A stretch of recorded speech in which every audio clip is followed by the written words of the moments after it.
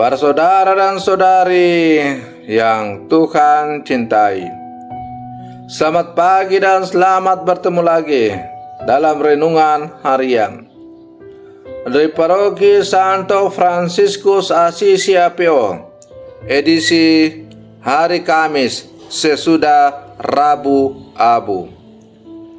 Mengawali hari yang baru ini, kita hendak mendengar dan merenungkan sabda Tuhan. Marilah sebelum kita mendengar dan merenungkan sabda Tuhan, kita berdoa. Dalam nama Bapa dan Putra dan Roh Kudus. Amin.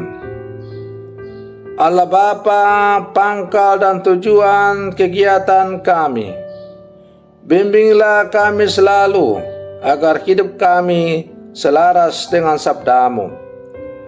Berkatilah kami dalam usaha mencari damai-Mu. Bersabdalah ya Tuhan, kami siap mendengarkan. Semoga sabda-Mu yang kami dengar dan kami renungkan akan menghantar kami untuk semakin menghayati masa retret agung kami ini. Terpujilah Engkau Bapa, Putra dan Roh Kudus, kini dan sepanjang segala masa. Amin.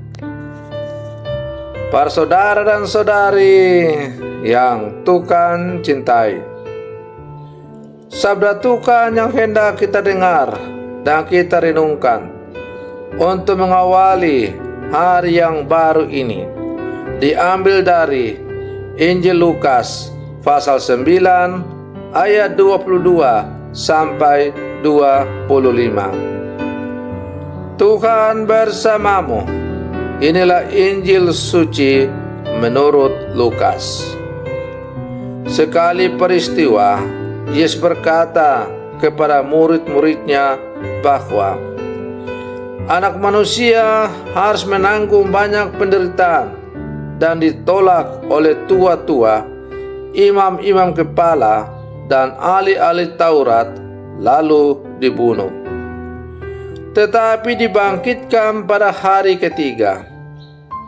Katanya kepada mereka, setiap orang yang mau mengikut aku harus menyangkal dirinya, memikul salibnya setiap hari, dan mengikut aku.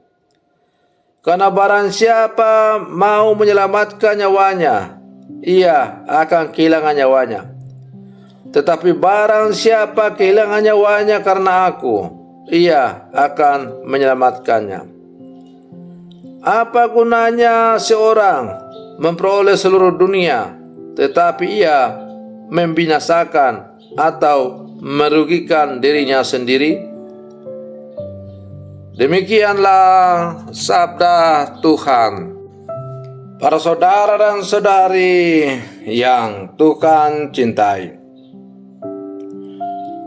Yesus melalui bacaan Injil yang baru saja kita dengar bersama mengajak para muridnya agar membiasakan diri dengan semua bentuk penyangkalan diri.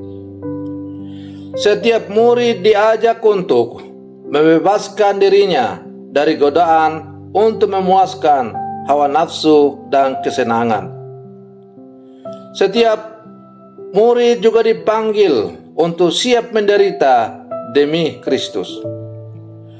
Tugas seorang murid Kristus tak pernah membebaskannya dari salib penderitaan. Namun, dengan salib itulah seorang murid dimurnikan dan diteguhkan untuk mengikuti Tuhan. Kristuslah segala-galanya bagi seorang murid sejati. Ia rela meninggalkan segalanya, menyangkal diri, bahkan menyerahkan nyawa. Mengikuti Yesus pada akhirnya harus lepas dari kalkulasi untung rugi duniawi. Semua yang kehilangan segalanya, bahkan nyawanya demi Kristus, kelak akan mendapatkannya kembali. Sebab segala kekurangan seorang murid pada akhirnya akan ditemukan dalam Kristus. Para saudara dan saudari yang Tuhan cintai, penderitaan Kristus haruslah menjadi penderitaan kita. Maka berkaitan dengan hal ini, Santo Paulus berkata, "Sekarang aku bersuka cita bahwa aku boleh menderita karena kamu, dan menggenapkan dalam tubuhku apa yang kurang dalam penderitaan Kristus untuk tubuhnya, yaitu gereja." Para saudara dan saudari yang Tuhan cintai, melalui bacaan Injil pada hari ini, Yesus juga menyapa kita agar memahami makna penderitaannya. Ia dengan terbuka dan berterus terang berkata, "Anak manusia harus menanggung banyak penderitaan dan ditolak oleh tua-tua, imam-imam kepala, dan ahli-ahli Taurat, lalu dibunuh dan dibangkitkan pada hari ketiga." Yesus mengetahui bahwa ia akan menanggung banyak penderitaan, tetapi ia tidak menyerah. Ia mengalami penolakan, tetapi ia tidak membalasnya dengan menolak kita.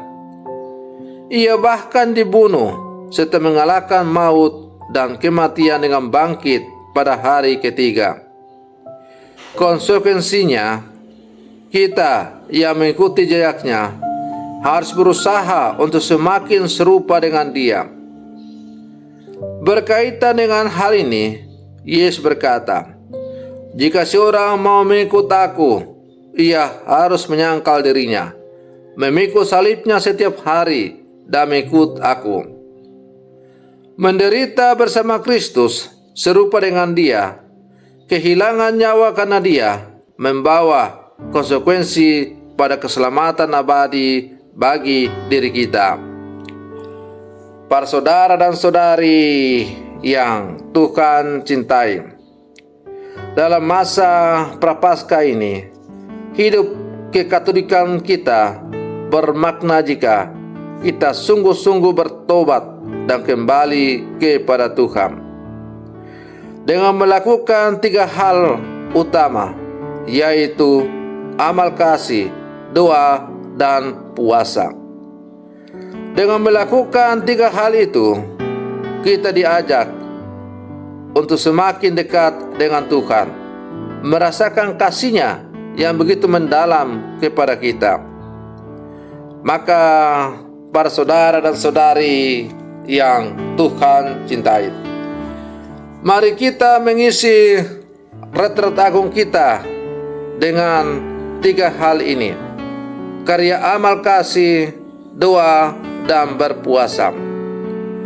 Semoga 3 hal utama ini, karya amal kasih, doa, dan puasa, menjadi sarana bagi kita untuk semakin mendekatkan diri kita, hidup kita dengan Tuhan, dan menjadikan kehendak Tuhan sebagai satu-satunya kehendak dalam kehidupan kita yang tertinggi dalam melakukan aktivitas kita sehari-hari. Para saudara dan saudari yang Tuhan cintai, semoga permenungan saya untuk mengawali hari yang baru ini semakin menghantar kita menjadi murid-murid Yesus yang sejati, yang setia untuk bertobat, setia untuk kembali ke jalan yang benar. Dan semoga masa retret agung ini merupakan sarana bagi kita untuk kembali menyucikan hati kita, diri kita, hidup kita, keluarga kita, kombas kita, paroki kita, untuk semakin berjalan sesuai dengan kehendak Allah. Semoga demikian. Selamat pagi. Tuhan Yesus memberkati.